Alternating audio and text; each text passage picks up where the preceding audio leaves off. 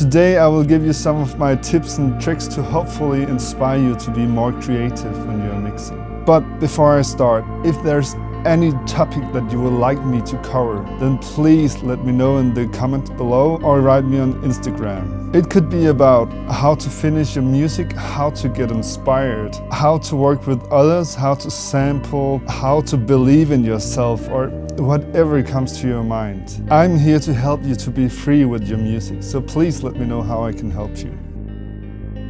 The first trick is about using delays and reverbs. So we have this guitar, and let's just put it all the way to the right.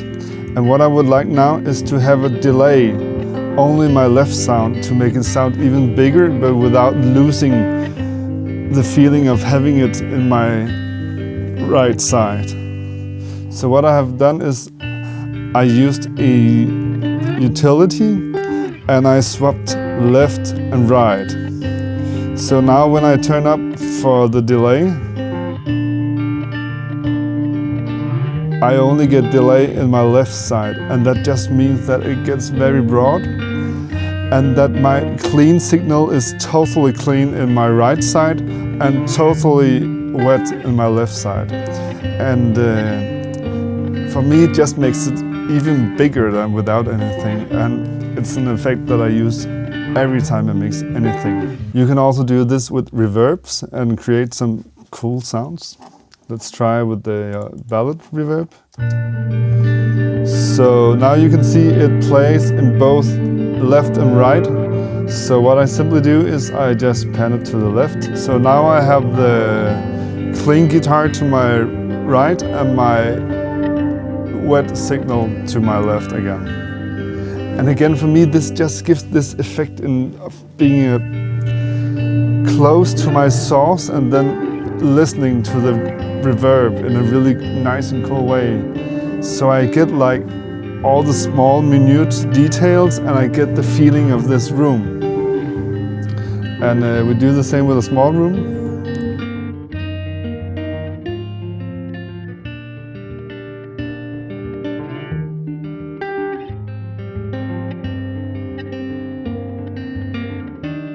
And without, it just sounds boring and small. Let's try to do some parallel saturation. So what I will do is I simply add a new return track called E, and I just send everything to the new return track. And then I will go and find my saturator. And I just use saturator and I will start to listen. Last night, you and I were fine. And the idea is simply just to crank the signal.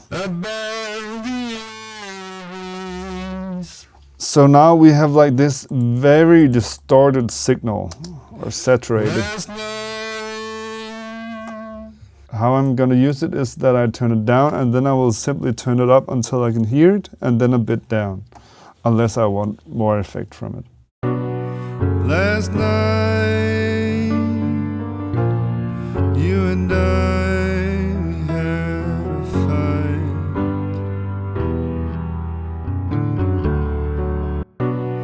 Last night, you and I had a fight. For me, this just gives it this tiny edge, this tiny thing that just makes it fit better in the mix, and just gives it some harmonics that I really missed before. Last night, this saturator isn't the best, so if you find a better one, then it works even better, but this is, for me, also very great. And we could also go even further and then maybe add a small room.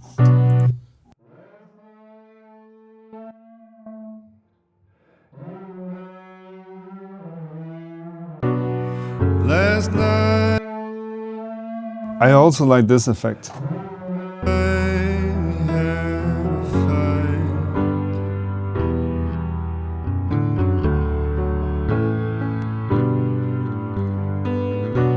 About the air we breathe,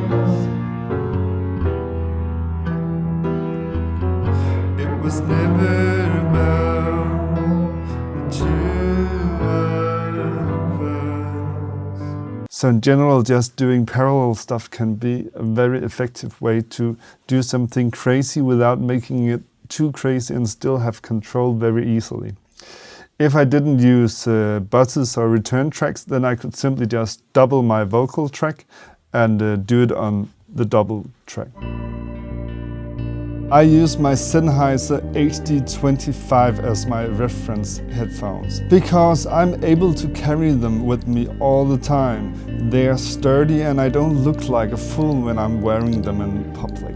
So since I always have them with me, these are the ones I use the most. And I use them to listen to my favorite music and the music I'm mixing and my own music. So therefore I really get to know them well, and I'm learning how the music should sound in these headphones, which enables me to use them when I'm actually mixing. So my best tip is to be consistent with your headphones. Don't use some small earbuds when you're out in public, and then when you're in the studio use another kind of headphones, because if you use the same set of headphones always, then you will start to learn to trust them. And I think that's the most important goal when you're mixing. You have to be able to believe in what you hear. You probably have heard this 1,000 times before, but use reference music. This will keep your ears fresh and simply make you able to work for much longer. Because if we are listening to music that sounds bad, then our ears just adjust and suddenly this is our new normal. So the reason to why we use reference music is simply to figure out that, our ears adjusted in a bad way. So what you do is you find a tune that you really like and that you know a lot about. You have listened to it a lot, drag it to your project, and then you simply listen when you think that it sounds great, and then you compare. And it's not about that your track should be sounding just like the reference track, but it's more that now you know what the differences are, and then you can decide if you like them or that you don't like them.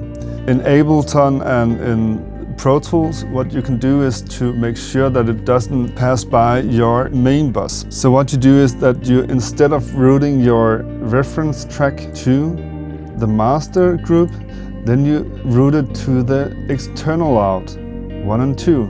So now when it plays, it doesn't play through the master. And then in Ableton I will click on the key or the MIDI, and I simply assign a button, so every time I click on the button I will hear my reference track with soloing. So I choose 0, and every time I hit my 0 button I only hear my reference track, which just makes it very easily. This trick I use every day when I'm mixing. I cut the top of my reverbs to make them more transparent. Okay, so let's listen. Now I haven't done anything, we just listen. Last night, you and I had a fight.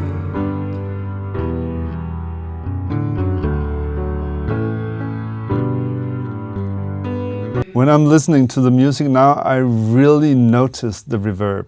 So I think we have two options. Either I can turn down the reverb, or I can simply just cut the top.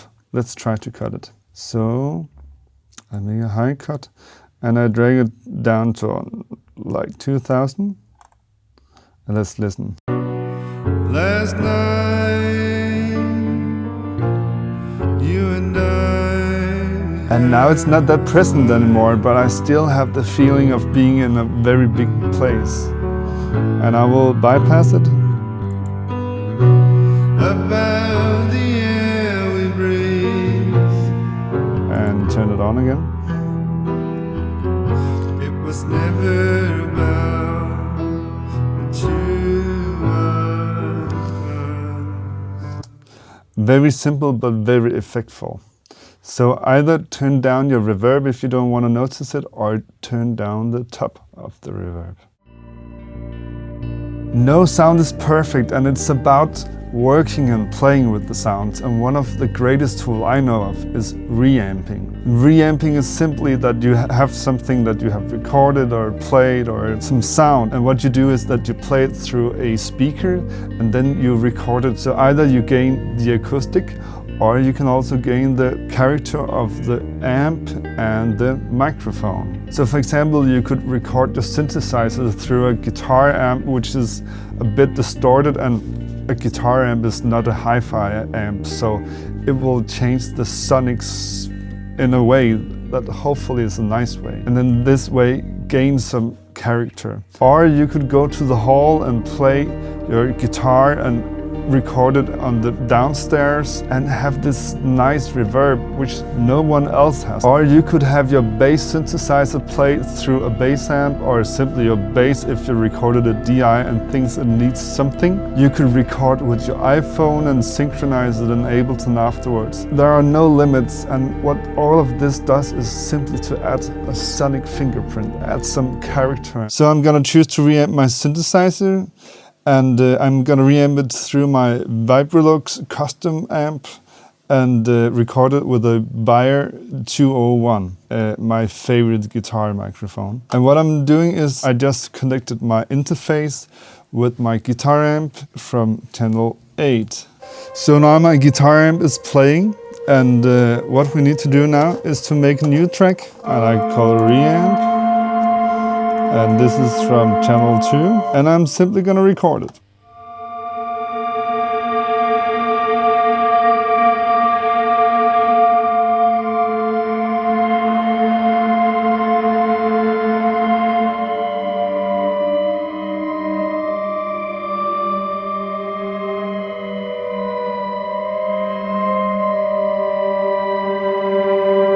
So this is the track before we reamped it.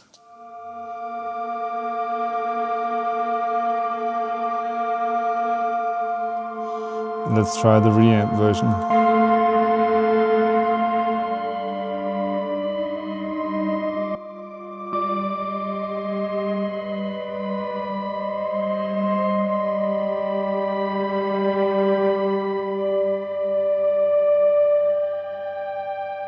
And also we could also use both and have a stereo effect.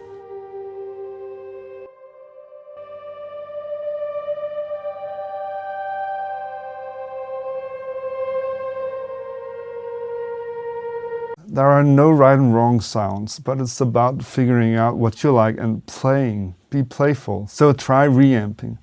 I will soon make a video about reamping and hope to give you some more tips and tricks about reamping and a how-to guide.